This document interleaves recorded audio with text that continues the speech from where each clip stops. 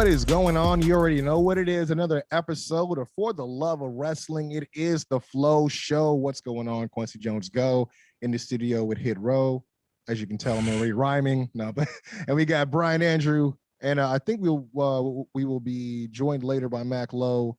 But this is the Flow Show, man. Obviously, some breaking news, some stuff we didn't get to talk about last time. Like, as soon as we got done recording, Bray Wyatt.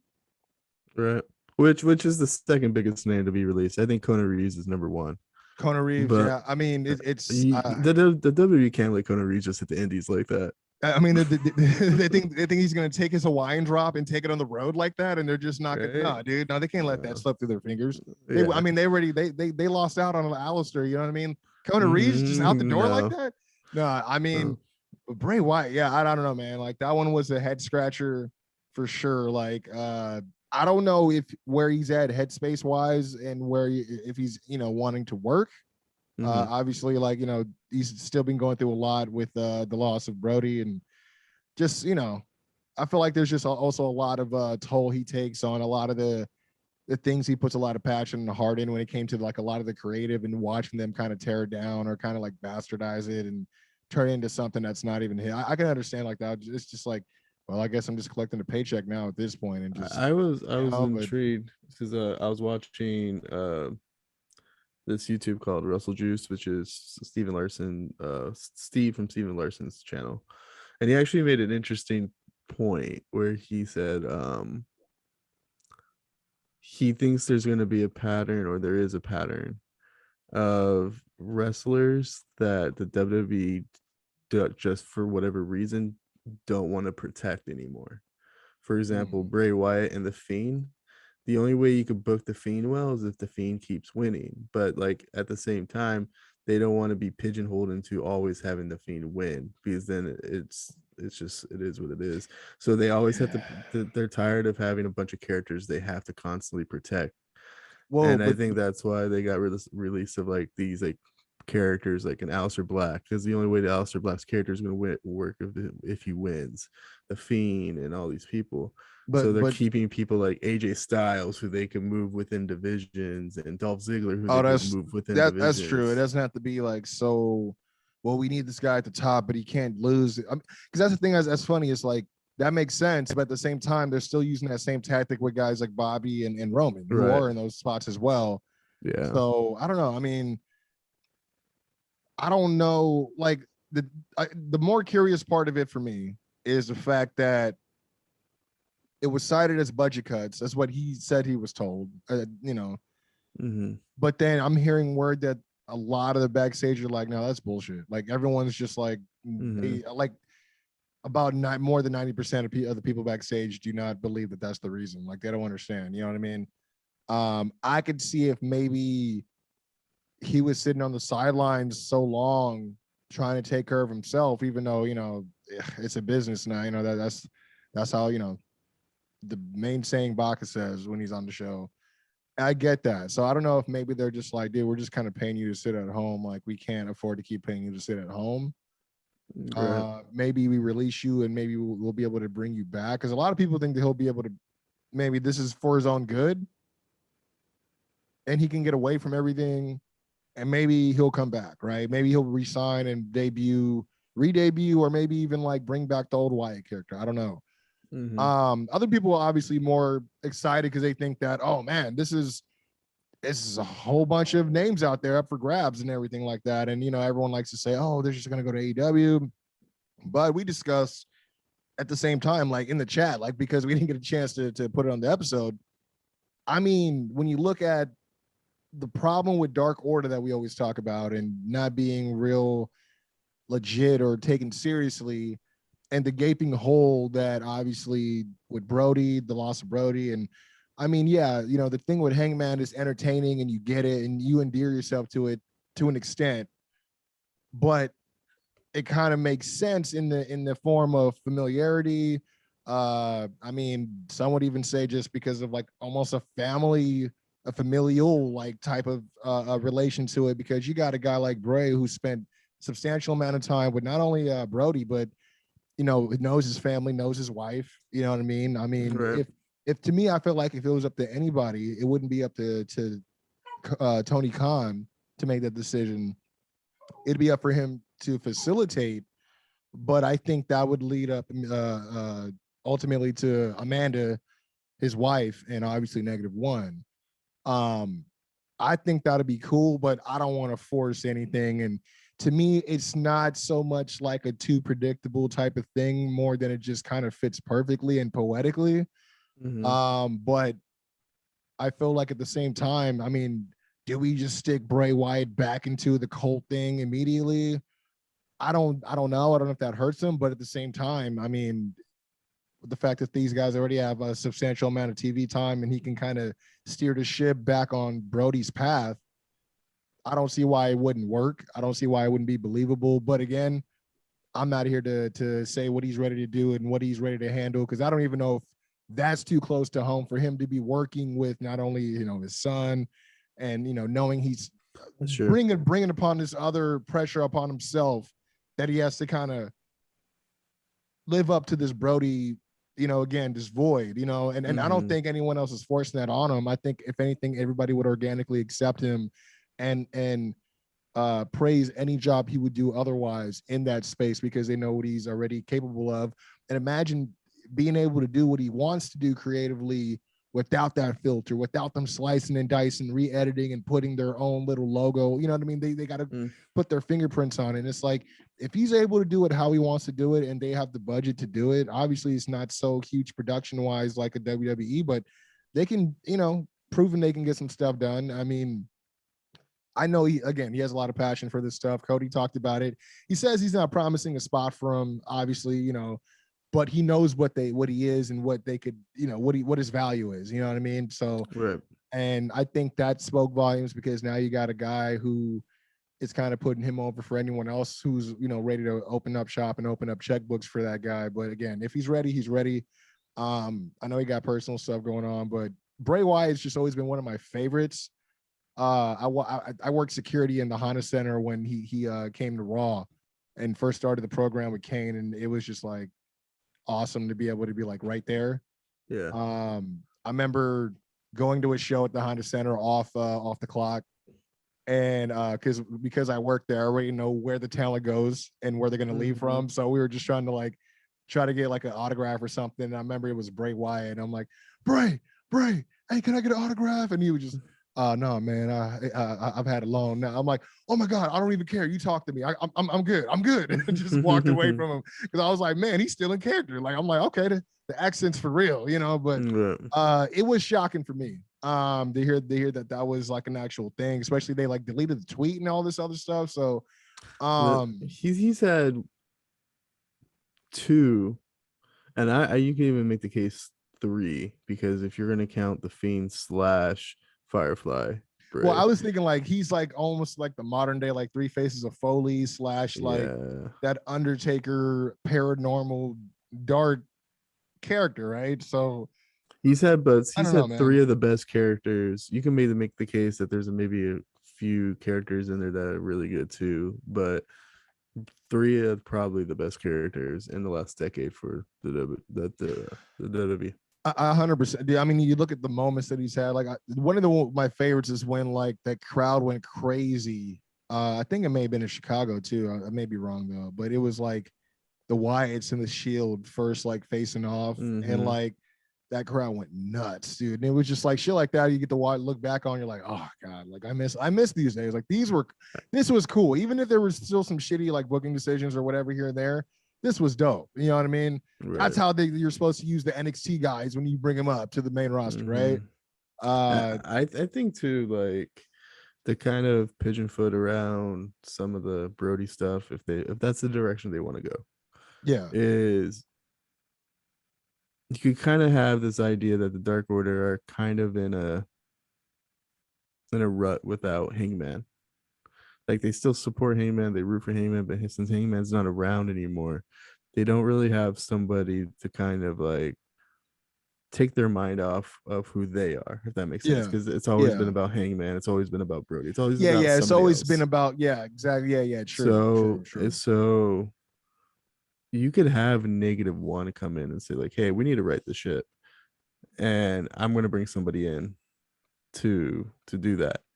So it still makes it look like -1 is the leader, True. but he's gonna bring in somebody who's like basically the leader of the Dark Order as a group, but like -1's still the head, if that makes sense. Yeah, like he And just has like a close second in command that's gonna yeah, carry out, like, you know what I mean? Like he's Krang, but he needs the bodysuit to like be, hmm do the damage and everything.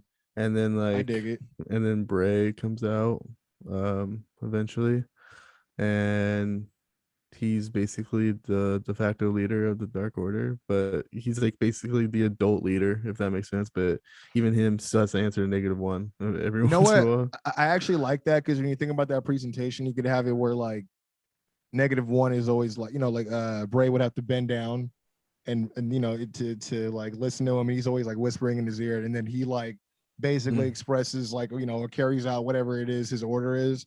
Mm-hmm. um One of the things, because I was talking to my brother about this too, and I know, I don't know if you watch BTE too much these days, but I know they had the Dark Order on there for a while. They had this running gag where Anna Jay is always hanging out in the Dark Order lair, which is not really a lair, it's just a room in Mm-hmm. Daly's place that they're always at. But he would always see her, and they would show her on camera, but then he would like Stu or Stu Grayson would always see her because she always fucks with Stu, and he would Mm-hmm. point her out. He's like, dude, you see the girl? And then they turn around and she'd be gone, right? And Mm-hmm. then eventually she ended up because that's when she was like injured, so like he would still see her even though like she's not there because she's injured or supposed to be injured, right? So it was just this ongoing gag, and they would always say like, dude, you need some help, like where, and even though like everyone else is like way more totally fucked up more than him, he's the Mm-hmm. only one that's like actually seen some shit for reals. But I was like, dude, that'd be funny if they started doing that shit, but instead, like, what if instead of saying the lady, he was like, dude, you guys don't see that buzzard in the back right there? And then Yeah. started like doing that, and they're like, dude, what the fuck is like this shit again? Like, dude, you need to calm down, It's right? But then have him do it a few times, and then like say like this one week, -1's there and everyone leaves, like they're clowning on Stu and they're all leaving, and then like -1's about to leave, and then he comes back, he's like, I see him too. Like, you know what I mean? Like mm-hmm. I see him too, and I think he's gonna be coming soon, or something weird like that, right? Where he's like, Yeah. I know, okay, I'm not crazy, because again, like that innocence of a child, where like they always say, like, when you're little, you see things or you have different frequencies that you attract Mm-hmm. certain energies that only you grow out of it eventually, but it's like that certain age range that it's just certain things that hit. So, and then I always think about, even though it's annoying to me, that whole kid that sang the whole world in his hands with the whole Bray Wyatt thing. So it's like him being with a kid wouldn't be a bad package because of the fact that it's Brody's kid, and they know Right. that, you know what I mean. This is again like the built-in story there, but I you know, also I also think too, like someone brought this up on Twitter. I forgot who it was, but it might have been Sean Rossap actually, saying like technically speaking, because I don't think it's a licensed song, the whole world in his hands could be Bray Wyatt's theme if he moves into the Indies or somewhere else. it'd be Eh, dope if he had like a rock and roll themed, or mm, I mean, if he went back to, I think it was is it Clock Orange? I forgot who did the Or yeah, original, but they did like a remix to it too. Code So Orange, right? that's what it is. Thank you, Code Orange. Yeah, I'm thinking Clockwork Orange. That's in Orange Cassidy and all that good madness. But Mm-hmm. I mean, he has great connections with people musically, and I think like even the guy that he had make the mask, it's like that was his connection. He just had to get it approved. You know what I mean? So if he wanted to do another mask type thing, which I don't think he should, I think he should save that if anything. But I don't know. I think he could really save the Dark Order. I don't know. I think they maybe need to trim the fat a little bit. Maybe leave Alex and Silver. But I don't know. That's weird because like Silver, he has a close knit relationship with Brody too. The funny You thing know is, what I mean? So I actually see this is gonna be a hot take. um, if they're gonna get rid of a team in Dark Order, I think eventually it's gonna be Stu Grayson and Uno. and you think so? So they do their But own even thing. though they're originally the Dark Order, right? Yeah, I So it's mean, but I do think like it Dark Order's grown to the point where John Silver is more so because it's now more of a goofy group and all that instead of like a evil cult. Yeah. And like Yeah. if they're gonna Oh, continue with that wave, I do think John Silver and the rest of the group is more in line with that. Ooh, with the comedic part of it, yeah, I think that's that's kind of where the team kind of took a dive is when they had the Adam Silver or the Alex Silver stuff and the Reynolds stuff where mm-hmm. they would always fail and and then you had the BTE where like Brody was always hitting them with rolled up stacks of paper and shit. You know what I mean? Which is Mm-hmm. great, but it's like we kind of got to get back on track. But ladies and Mac, gentlemen, yeah, I we've was just got. gonna let Mac know you just missed our booking Kona Reeves as the lead of the Dark Order right now. So I mean, let's say he's gonna you. Kona Reeves is gonna make that paper in the indie scenes. He got. He's like, I got to move back to the island, bro. I gotta. Mm-hmm. I gotta. What's going on? That's what's up, ladies and gentlemen. Wave guy in the building. What's going on, man? We you missed it. We had a whole pitch for Kona Reeves. No, no, no. We actually we were talking extensively a little bit about Bray Wyatt. Just because last time we were recording, that news hit like literally right after we were done recording, so we ain't had a chance to talk about it on air. But real quick, is your mic on, Mac, or is there a way you can increase your volume? Mic check, mic check. There we there we go. go. Hey. Hell yeah.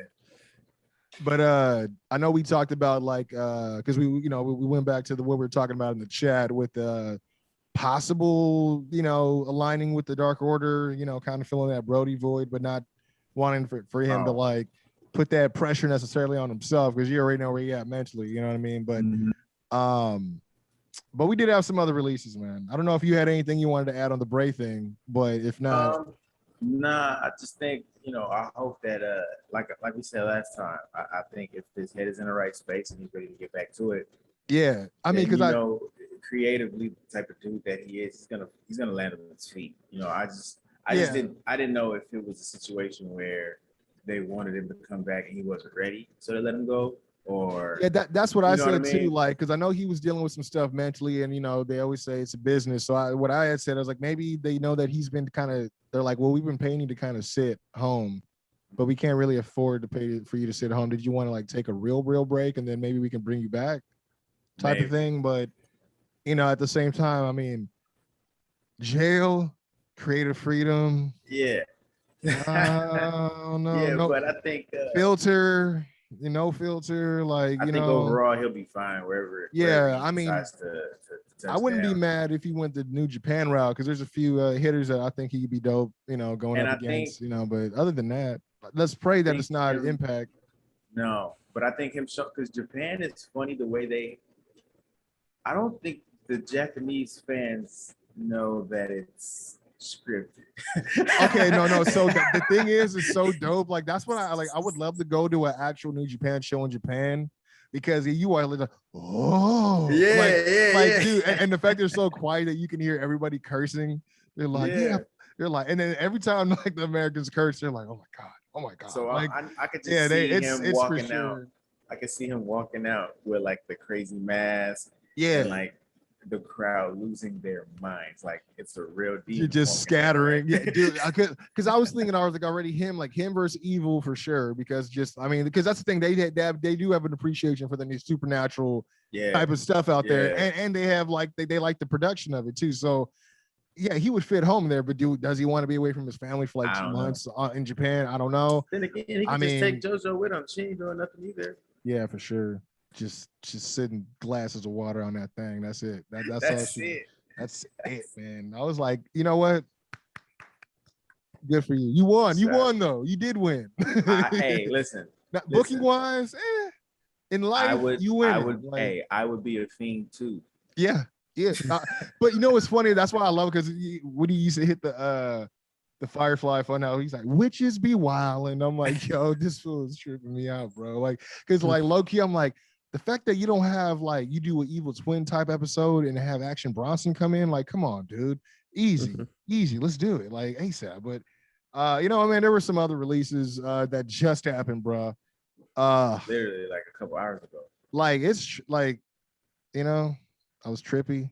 It's weird because you forget how many people are signed. They be releasing But so see, many people. It'd be like, and that was the who's thing. left? I was like, I mean, the thing is, you know, we've been saying for years that they've been just signing people, just to sign people, and then they also just have like, because there's the names that they know they don't want to leave, or people that they just want to keep under contract, or people that they just want to get so no one else gets them, and then there's the other people that they're scouting that come from a non-wrestling background that they're just like cramming into PC that ain't progressing. And so I'm like, you know, I get it if it's like you guys have a lot of talent but not enough locker space. I get that, but you booked yourself into this whole log jam, as we call it, like of talent, where you got too many, you know what I mean?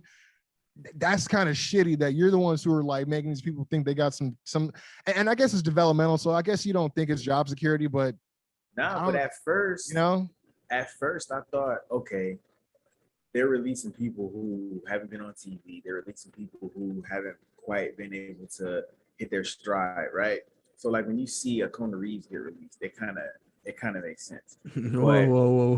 hey, don't talk on the Polynesian King like that. Yeah, hey, like they just let go some money right there. I don't know. But he's been doing the same joint for like I remember when it doesn't get old. Because we don't know, because we ain't seen him.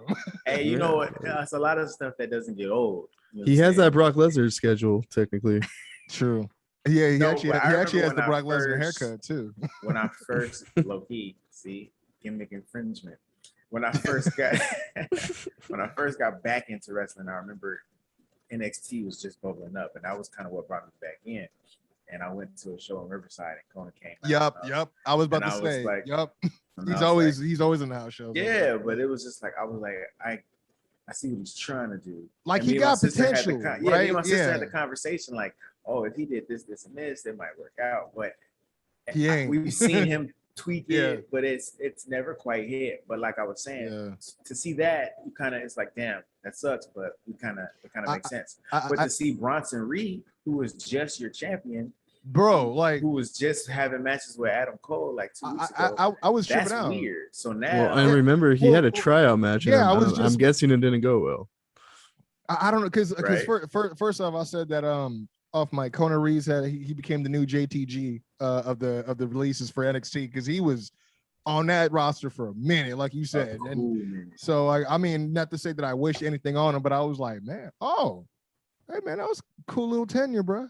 Like you can put that on the resume for sure. So sometimes I see it and I'm like, okay, that makes sense. But a lot of it is like, I mean, because like, look, like I was thinking, because we were saying Tyler Rust, like, why establish this new stable and then just have like release? And I was like, unless they're like, well, it's cool, we'll take him out and just dress up Roddy, right? We'll have Roddy with the coach and the mouthpiece.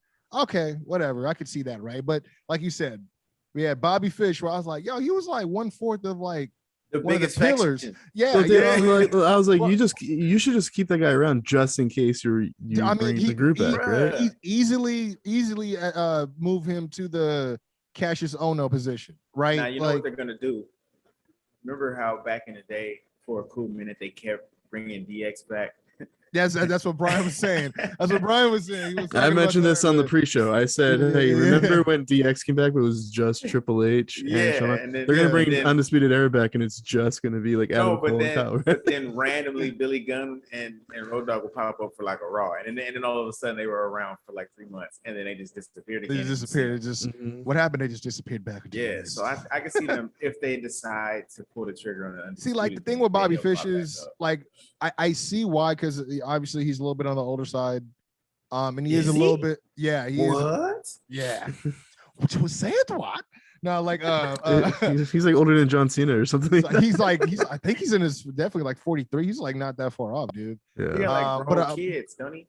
But he also is like super. I don't want to say super, but he has been injury prone. You know what I mean? Yeah. And it's funny because I'm like, dude, just stop doing War Games matches, because every time you leave, you get injured, bro. Yeah, he always comes back for War Games after like a 6-month stint on the injury list, and then back on another 6 months. Peace out, y'all. Bobby Fish, looks like, you know, in the cartoons when the character with the mustache Yeah. falls on him, and then the mustache is all crooked and shit because You got the evil laugh with the, and he's like, his mustache isn't a straight line anymore. It's all squiggly because he's hurt. Bobby Fish had a look though. I love Bobby man. Fish's look. like Bobby Fish, like I've seen him have charisma in Ring of Honors, and he used to do commentary for Ring of Honor, so I know if given the chance he can do some stuff. But in NXT, it's like I was like, the way I wrote it was him by himself, not really an attraction for me personally. I'm not saying that's how, like, I'm not taking nothing away from him, but I'm like, I enjoy more when he would work with Kyle. So that was the attraction for me, like, was watching,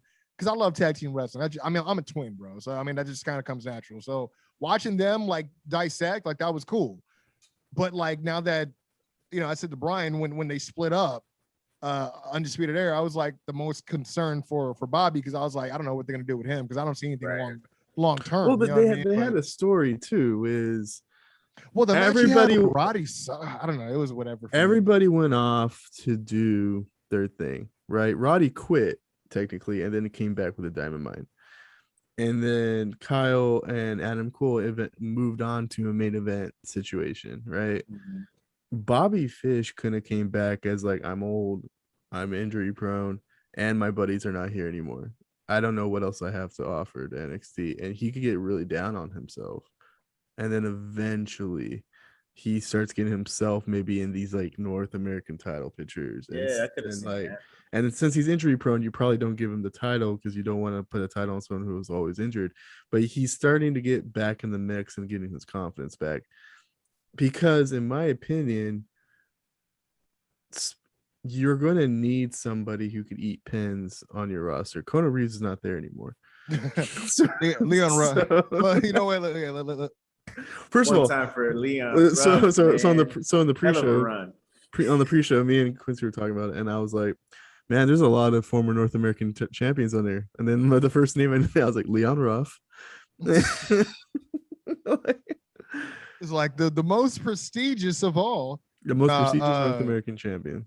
I was gonna go down a list here, man. This is because we just named a few of them right now. Bobby Fish, Bronson Reed, like you said, he just like, I mean, it seemed like he was getting ready for a main event jump, but I don't know. That there was rumors of him moving up. Do you want to know my take on Bronson Reed? He has an Australian accent.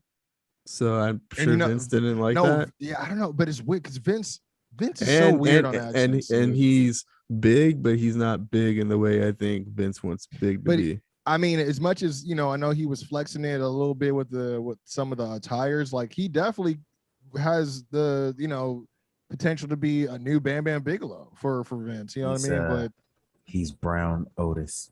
So you're saying that he's Brodus Clay? Is that what you said? Brodus. He's Brodus Otis. There you go. He's Brown Otis is Brodus, which is Brodus Clay.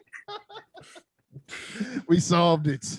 I mean, I still don't understand how Vince gets away with body shaming people in 2021. Like, I don't know how he gets away with it. Have you seen my muscle man cover? Damn it. I had chains all over my body. I was buying the chains, you know. I'm a jackhammer, damn it. Fucking idiot. Jake Atlas, which I was really sad about. I know Jake, booked him several times when I was running with Rival Pro. Would love to book you again, dude. Like, no bullshit. Like, come Jake home. Was in that what I call that painted Uso phase. Yeah. That EO before the black and green. Bubbling before the breakthrough, right? Yeah. You can see it. You just need to find that one thing that's going to. Yeah, he can wrestle. Yeah. I just don't think they knew what they wanted to do with him character-wise. Yeah, I know that he was willing to do what they wanted, but I don't think they knew they had an idea. They were just like, well, we'll just have him here for now and try to see what we see out of him, I guess. But didn't he get to the semis or the finals of the Cruiserweight tournament last year? Yeah. I mean, unfortunately for him, I was going to say most of his tenure there, it wasn't in front of the actual crowd. I mean, they ended up, you know, the whole pandemic and stuff. But you know, hey, bless him because he was able to still work during the pandemic and everything like that. A lot of people weren't able to do so. I don't know if he's going to stay out in Florida. I know he was obviously a lot of the talent out there move out there for One the sake thing, of but everything. like speaking to that pandemic thing, though, I will say this: maybe like the last month and a half, I've been seeing a lot of promotions getting back rolling and having bigger shows and like bring crowds back around. So with the releases happening last year and earlier this year, it was a lot of like, damn, where you gonna go? Because it's only like 2-3 places that are open, and you know what I mean. So you got to figure it out. Yeah, but at least now things are kind of in a space where there's a few different lanes you can take, and hopefully everybody lands on it. Yeah, that's very true. But it seems like I don't know what's going on, man. Everything's the masks are coming back and all this stuff. I'm getting worried about SummerSlam myself. Been hearing some nasty rumors. Imagine it's at the PC. Imagine they put this show on at the PC. Well, supposedly the contingency is the Thunderdome again. I'm like, how y'all gonna have to put it? Do you even have like the residency to do it? Like I thought y'all left and y'all had to clear y'all shit out. They just gonna put the screens up inside. At least I mean, can the set people, that shit up in a minor league stadium? Could the people who bought tickets at least like get to like? Can I get first dibs on the LED board or something? Like keep it a buck. They could put it's a big ass Amazon parking lot across. They could just put. Yo, can we at least get tickets? Yo, go to Harkins. I know you could like go to a few of these theaters and just broadcast that bitch, man. Like make us feel like we in that, man. I don't know, because it's like one of those things where I'm like, man, even if I don't go and they refund me, I still got the hotel. And I'm like, maybe I'll just go visit, man. That's true. Yeah, like, man, you're not gonna just walk the strip. You know what I mean? It would just damn. They're just gonna like, hey, go just having fun, just spending money. Just go walk somewhere else that's like 100 degrees hotter. Like, I mean, because I was like, I know that there's supposedly going to be some indie shows that week too, but I'm like, man, they may get I mean, if they're going to cancel like SummerSlam, those were for sure done. I have a friend in Vegas who he predicts that they're going to be shutting down soon. I know it's bad because when I first moved out here, California was still locked down and Vegas was not. So when I would walk into places with a mask on, they would look at me like, they're like, foreigner. Yeah. But now he ain't a local. Yeah. But now, which is so weird. Like I'm like, I'm now sorry. When I walk in places, I like the other day I had the joiner on my neck and I didn't pull it up in time before I came to the door and the lady was like, so I'm like, okay, so if Vegas is like, on urgency mode, they're like, then it's bad, bro. They're like, hey, I want to keep working, so put your mask on. Like it's like, we also had Ari Sterling, Kona Reeves, Leon Ruff, Stephon Smith, Tyler Rust, Zachariah Smith, Asher Hale, who was just on TV against Cameron Grimes, Giant Zangier, and Mercedes Martinez, which I was saying to Brian, I mean, not that I, to AEW confirmed, as everybody always says, but she would be a good addition to their women's roster, to be honest. But I thought she was trying to move into like a like a training, a coaching role. That's true, man. Right? Maybe, but then they could have to sign her maybe full time for that and not let her wrestle. Yeah. Hopefully, the thing about Mercedes, the thing about the Mercedes and Martinez thing is it's like I feel like AEW at best could always just get like the 6th best person on NXT to come in and boost her division. Like it's great, but like. But what's weird too though is it's the fact that PWG just had a show, like a return show, and William Regal was there. And I remember he used to go to PWG shows to scout. Yeah. I'm like, what you scouting for if y'all just like firing people? Because Mercedes Martinez and Bronson Reed, in my opinion, are like in the same bubble of like, hey, like at any moment they could be in a title picture or doing something, on NXT, and they actually have value. Like regardless if you like them or don't like them, they have value to the brand. Because the word coming out of this is from PW Insider. It says like, they have plans to repackage NXT with a new logo, new lighting, and different format for the show. Also said is the idea is there'll be more of a focus on younger talent going forward. I'm like, but you just like fired a bunch of the younger talent. Well, Mercedes reduced the Martinez is average like, Oh yeah, 40. okay, like but okay, so take out her and Bobby Fish and probably Bronson Reed, right? Oh, He's yeah, always talking the about like rest- 7 years. It took me 7 years to get here. like yeah, Tyler. It's Like I said, Tyler Russ is the one that surprises me the Yeah, most him because too. Diamond Mine just like debuted Well, like he last month. he has a Yeah. little bit of age on him as well. No lie. But yeah, I don't know. But the thing is, nobody knows the ages of these wrestlers. Like, if yeah, you no, think no. about it, Yeah, I like- mean, you would have to go and just look it up, but it's like at the Like- same time, what does it mean to us? like as how fans? how often do you Google the age of a wrestler? Like, But Only if we're my talking thing about it, is- right? If Right? it comes up in but my thing is, conversation, I don't yeah. care. I don't care. That's what I'm saying. Like, It doesn't I have any don't- bearing on me as a fan. If I'm enjoying their work, Yeah. it'd be like, oh, that's surprising. Okay, that's what's up. But The- I mean, the- it's not the going to way- discount anything. When I use the word old about a wrestler, I'm usually talking about their being old. They're literally moving and acting and sounding old. As a guy who can't even, if you told me to stand up real fast, I can't do it right now because I hurt my back. So I know what it is. Moving mhm. old. So like when people say Oldberg, we say that because he dropped Undertaker on his head, not because of his Yeah, age. because it's like you. I mean, it's a little bit of both for me. I ain't gonna lie, Because for there's me, I'm old like, dudes like Randy Orton has been here forever, but we still rock with him. and that's the thing. But see, but that's the thing. His ability That's what I'm out, you know, saying. it's all That's about what the I'm saying. ability. But when we see that there's like a, okay, he's getting a little bit old. It's more on the ability side more than it Yeah. is the age. And it's like Jericho, because like even Jericho was DDP, old for a long. Jericho's been old. yeah, for a long 100%. time, That's another. but he good didn't one. Yeah. start looking old until very recently. And then And, like, but and like then- for example, someone like Bobby Fish though, like he's old, but he went up and he Yeah, I debuted think- with someone who was like 25. Yeah. We all assume everyone else is 25 to Yeah, 30 yeah. years old. Nobody we don't really- look at Bobby Fish as a 40-year-old. I mean, he was like, Literally oh, don't look think at about that it until millennial they do mustache. We don't think about it until they do something that makes you go, that guy's old. Right. And it wasn't until like Bobby Fish probably started getting injured a lot that we're like, well, how old is this guy? Like, because That part. I just assumed he was around the same age as everybody else. But like Kyle Riley and Adam Cole were either in their early 30s or just turned 30. But like, I know Adam Cole was in his 20s in NXT for sure.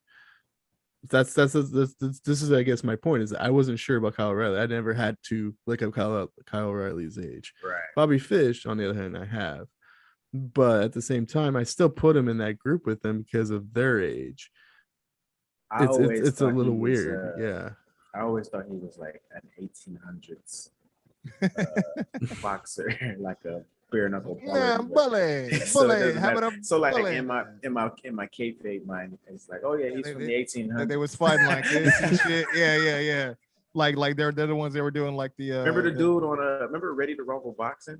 Oh yeah. Mhm. There was Yeah. a dude on there that used to do this. And, Yeah. And it said he was like 101 and there was no explanation. Just like, I just rock this way. This is what it is. But like, So let me ask you: 1901. if you did not know the ages of everybody in Undisputed Era, would you It say wouldn't Roger matter. Strong? Would you think Roger Strong's is the oldest one?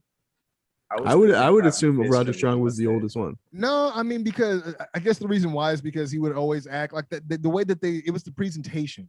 Because they He's a would. dad, bro. I felt He's a like dad. Bobby, even though I knew he always came off as kind of like the older one in the crew, but not that much older than them. Like he was just like the one to like kind of hype and big him up. Because Mhm. Roddy was always busy acting like that one jock, like whatever dork. Like he's, you know what I mean? I'm like, I don't get that from an older guy being like that unless you're just like totally like hung up on the high school days, right? But they would always come off like this jock group of guys, and then you just like, yeah, that's right, get him, Roddy. And it's Yeah, like Roddy that's was that was- the bully from the 80s, and yeah. Bobby It was like a mini bully. Biff. You know what I He's a mean? bully Like, from like the Grease era. but I got a statement talking about like that. I mean, if they are doing this new format, which I don't know. I mean, for me, like the last 2 weeks have been feeling a little bit flat to me. As far as NXT, I mean, it's weird. They haven't had their champion on there for 2 weeks except for this week, and then he just cuts a promo and fucking runs. I don't know what the fuck that was about. Dude, Yeah, that's well, evil. you could thank Raw for that, but Yeah. Yeah, that was so. Oh my god, I thought I saw Jeff Hardy coming. I had to leave. Like fucking hey, dude. I'm But, not gonna yeah. lie though. Okay, real quick, let's just say NXT wanted to capitalize on all the bullshit, right? Like, let's just say they're smart. Wouldn't Jeff Hardy get some of a pop in NXT if he came back? Because a lot of fans would think of the meme aspect of it, because like everyone like jokingly saying Jeff Hardy is the new NXT champion, but also because he is a vet that also has a lot of credibility. If he just appeared on NXT one day and then like let's just say Cross squashes Jeff Hardy on NXT. And then you could actually make it this thing where it's like Vince could do what he wants on Raw, but Triple H could do what he wants on NXT. Just tit for tat. And just it's just like, hey, no, you know what? We're gonna squash this fool. we're just gonna we're gonna beat the shit out of Jeff Hardy. That would be hard. And then you lead into Survivor Series, and then see the thing is, it's like it's Jeff's like, yeah, I'll fucking. Yeah, whatever, bro. like to get everybody to just like, yeah, I'll get my ass beat. That's cool. I don't care what's going on between you and your dad. I'll be good to be here on NXT, y'all. It's like the creatures are in the NXT or in the CWSA. But no, here's a statement because we're because Brian thinks that obviously this is feeling even more rumors about WWE possibly selling NBC, but Brian thinks, and a lot of people think this is going to lead to NXT going back to just being network specific, or I guess exclusive with Peacock and shit. But I mean, this kind of makes sense because it says that NXT just isn't to renew isn't much of a revenue growth opportunity. If anything, is a cost. It's not the third media rights that the brand hoped for, but an effort became that. But it's no longer developmental. The thing is. Hold on.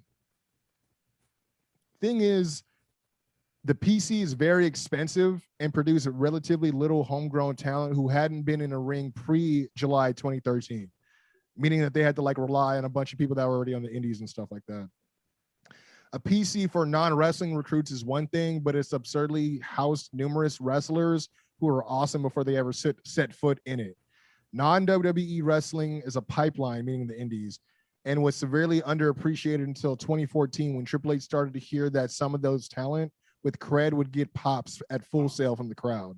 He's like, oh, wait, they actually like know these guys? I've never done the indies before, so I wouldn't know how this works, but there's popularity here. So there was so much talent. There was so much talent backed up that he built a brand, but the backlog ran out and AEW happened and NXT managed to cool off since moving to USA. And I'm like, I don't see the lie in this at all, to be honest. Like, this is actually, yeah. We don't give enough credit to Triple H for being being in the WWE system for so long, and then at one point kind of realize there's something outside of this, right? Like, yeah. There's this gold mine of talent that if we actually take the blinders off, we could really do something with. Yeah, I mean, a person I would never having new information and making a different decision. You mean like just get, like, what do you mean? I've heard about this guy for years, but for some reason when you presented it this way, it makes sense. Yeah. Like, oh wait, it came from Regal. I look at it different now. Like, it's just, but I did Triple H credit because I would have never thought NXT was ever going to be a thing, let alone what it was going to turn into when it first started. I mean, we've been able to see tremendous amounts of talent, not to mention some of our favorites come through there and get a bigger opportunity that they never would have got. I mean, I've been telling people, my friends about guys for years, if it wasn't for YouTube, they wouldn't know them. They're like, oh, but they're never going to be in WWE. And then boom, a lot of these guys get to be in WWE, whether they were booked right or not. It's, the opportunity was there. The platform was there. And, again, I'll never take anything away from Triple H on that front.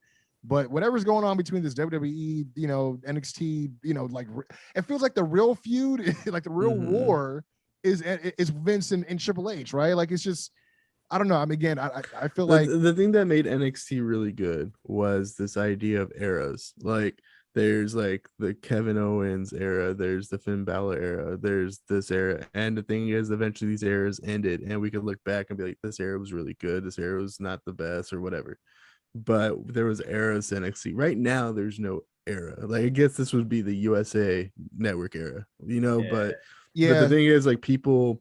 Yeah, we can pick and choose different moments. But and I made this point on, I think a couple podcasts ago when I said, like, well, who's worse at building a star, letting the star have their moment, and then when the moment's over, what do they do with the star after? Mhm. Because, and then you made the case that AEW is maybe worse. I forgot what you said, to be honest. But like NXT Oh, as far as like is not. they build them up and then no follow through. Yeah. Yeah, it's like they build them up, they have their moment, they win a championship or something, or they don't win a championship, and then what's the next thing they do after they've reached the top? And now you're doing it with like Adam Cole 4 or 5 times over. Yeah. You're doing it with Kyle Yeah. Riley 3 or 4 times over. Like it's at this point where it's like this isn't an era anymore. This is just NXT. And like I can miss NXT for a few months and come back to it, or I can miss NXT in between takeovers because I know takeovers are going to be really good. But do I need I could easily just catch up on the video package before on the pre-show. I don't need to watch the product. Yep. And I think that because they produce them so well now too. So it's like it's low key better to do that. Yeah. And the thing is, like NXT used to be worth watching every week. It was only an hour. You only had to devote an hour. Sometimes they wouldn't have and they had on there. a real healthy cycle of how they would rotate the talent because they wouldn't put anybody on there necessarily twice a week unless it was like main story, like bottom of the set or the hour. But you would see something. You'd probably see someone every other 2 weeks, right? And it was like a 2-week cycle, and that made it kind of fresh. Yeah, the variety was there for sure. Because then you wouldn't see 2 people on the show the same week, but then they might face each other another week. You're like, oh shit, I never even thought about this. And from a viewer perspective, when it kind of made you feel like how it was when you were a kid, where it was like, I can't afford to miss a week because I'm not necessarily sure what is going to be on the show. You know, it's only an hour. It's only an hour. I need to know what's going. I mean, and it didn't feel like they try to put so much in that hour. They would actually give them, like, one of my favorite things that me and my brother did is we would sit down and watch like the original Cruiserweight Classic tournament because that shit was lit. You know what I mean? And we were like, we couldn't miss that. We couldn't miss NXT. We could we were just watching, make sure we hit everything, but yeah, I don't know, man. It's weird because, you mentioned Adam Cole, and I guess we'll end the show right about here, man, is Adam Cole. He has an interesting situation going on with his contract now where he's technically not under contract. Got a little extension. Not only that, I heard that Pete Dunne is actually coming up on the same situation as well. And that's just on the NXT side. It's crazy because I'm like, Adam Cole has the leverage right now. He's been a man of his word and just been working. Like he's vocally extended his contract up until just past, I think, SummerSlam. So we don't know what's going to happen past SummerSlam with Adam Cole. Pete Dunne, I think I think his contract is about to run out. Let me double check, but I don't think they're going to be. I don't know, man. They just released Bronson Reed. I don't think they're going to be dumb enough to let Adam Cole slip, though. You know what I mean? Well, you'd have to give him a lot of money and maybe offer some incentives. Like you have to say something on the lines of like, hey, I'm going to get at least one belt on the main roster that's not the 24/7 championship. And even if that means it's a one-day reign, he got that, Like, I don't know, like Adam Cole needs to be promised that when he is eventually called up, or maybe he's like, I'm only signing an NXT contract. I will not. Well, see, but I think that's the problem. I think though, it's like, okay, even if he wants to stay, and he's been vocal about that before, there's literally nothing left for him to do. Nothing, bro. You know what I mean? Like nothing. So that's why I'm like, your girls champ. I mean, you might as well do the couples thing because no one's doing it right now. And I know I don't include the Blade and the Bunny at all. But they can really do some cool shit. I mean, because you can get on a show against different actual like talents and not have to worry about someone thinking you're too small to be the world champion. You know what I mean? I was thinking about that too, but I think or he could go back to Ring of Honor, which I don't want to happen either, but But you know what made me kind of have a glimmer of hope? Lately, watching SmackDown, I've been like, it seems like if you go to Raw, they switch you up, they change your clothes, they change the music, they do a bunch of goofy shit to you. Dude, shave your head. But if you go to SmackDown, you can do, what you at least get a chance to you at least I was gonna say you at least have to a chance hit the potential that we think. Because I was watching that clip, that minimum, right? Yeah, I was watching that clip of Finn Balor and Roman going at it, And And that was a really good segment that they let him have. And Yeah, I was it really like, man, was. remember there was a moment there where Finn was just wading in the water, bro. We were all sad. We was Yep. like, yo, what's going on with him? Like, He's they like, got I my don't, boy out here cheesing for I no don't know. reason. Yeah, but I'm glad he's like, yeah, that Finn's dead. Yeah, Like yeah. was like, and I'm glad they let him do the finger guns because I was thinking they weren't going to let him do that shit on the main roster because Right. we So don't I want feel kids like to start I shit. could see Like, I could see Adam Cole going to SmackDown, being the Adam Cole that we know him to be, and clashing with. They got a lot of small guys, you know what I'm saying, that are in the big picture, and I think he could fit there. And I think you don't build him up to Roman right away, but he could be an IC guy and talk hella shit and be more of a. Because right now, I think the IC title, they really,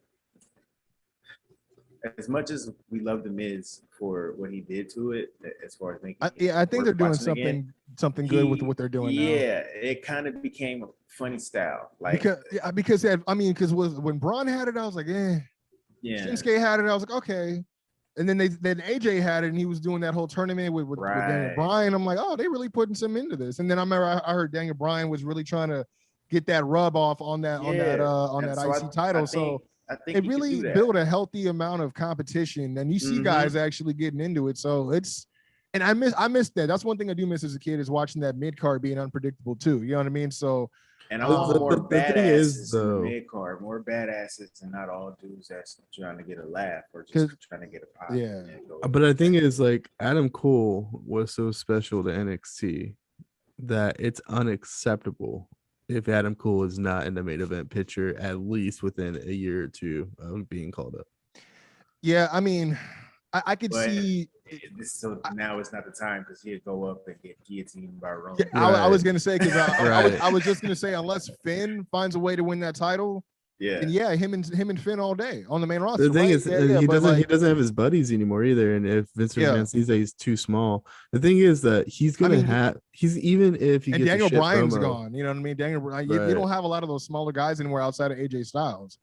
You know what I mean? They kind of weeded them out when you look at it. Like Adam Cole will be able to make a shit promo look cool though. I will. I don't even know how much of his shit that they write, but he makes. I mean, it sounds like an Adam Cole promo every time. You know what I mean? Like he's solid. It doesn't sound like, oh, this is what they wanted him to say. Like it sounds like this is how he would say it. This is how Adam Cole, the character, the person, whatever. Like this is how he would deliver it. You know, but because the thing is, you can make the case AEW is also just as crowded. No, but yeah, I mean, AEW is more crowded, but I would say SmackDown is. Dude, you know what's crazy? I just thought about it. Everybody was going wild off that quote from Vince McMahon on that call where he was like, maybe they could use some more of our talent, and then boom, they just fucking release all these fucking people. Right. Man, maybe that was a warning. That's crazy. The homie has a theory. It's a very deep conspiracy. I think I know what you're gonna say. Like, do you think that they're trying to make AEW logjam themselves with too much talent? Kind of. So he said, I've been hearing. Shout out to Sky High Eve, but he said it's chess, not checkers, right? So you release all the people you don't want, and you release a little bit of people that you do want, because you're basically gonna, instead of, you know how sometimes in the NBA you can't get the trade to work out perfectly, so both you guys release who you're gonna trade, and then you both just sign the other guy. Yeah. So they release so many people. AEW picks up all these people, and because they have these new toys, these shiny new toys from WWE, those toys get pushed to the front. Yeah, and then all the ones that are actually to prove the point, dope, that are pretty dope on AEW roster, they start feeling like, oh, what's going on? Because you bringing in these WWE guys and giving them all the shine, and then when those guys leave, they come to WWE, and now we got all the good stuff that you had, and you got all the old shit that we didn't want. You know what I'm saying? It's the long game.